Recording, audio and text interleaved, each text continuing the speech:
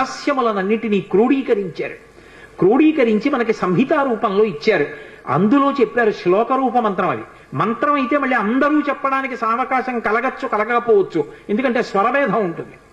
కానీ అది శ్లోక రూప మంత్రం. అందుకే తప్పు చెప్పకుండా చెప్తే చాలు.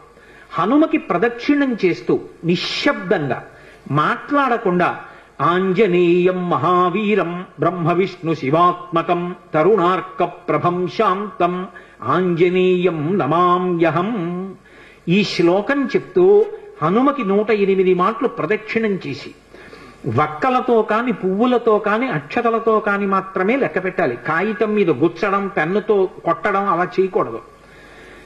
వక్కలు 108 ఓ డబ్బాలో పట్టుకెళ్ళి ఖాళీ డబ్బా పట్టుకెళ్ళి ఈ ఒక ప్రదక్షిణం చేసినప్పుడు మళ్ళీ స్వామి దగ్గరికి రాగానే నిలబడి ఈ శ్లోకం చెప్పడం.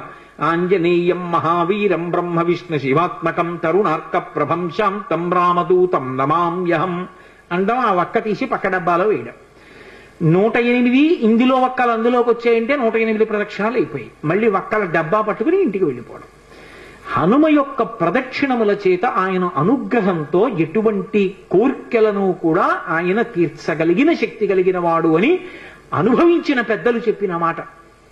అలాగే అకస్మాత్తుగా విపరీతమైనటువంటి రోగం ఏదైనా శరీరానికి ఏర్పడి భయం కలిగితే హనుమానంజనాసు నో వాయుపుత్రో మహాబల అకస్మాతా గతోత్పాతం నాశయాసు నమోస్తుతే ఆ శ్లోకం చెప్పాలి.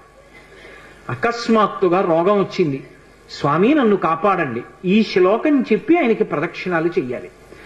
హనుమ ప్రదక్షిణముల చేత విశేషమైనటువంటి తృప్తిని పొందుతారు.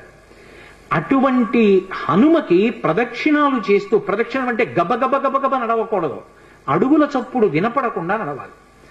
అలా నడుస్తూ ప్రదక్షిణం చేసి ఈ 2 శ్లోకాలని అవసరాన్ని పట్టి అనుసంధానం చేయడం నేర్చుకుంటే ఆయన అనుగ్రహంతో రోగాన్ని నివారణ చెయ్యగలిగిన వైద్యుడు దొరుకుతాడు అని దాని అర్థం.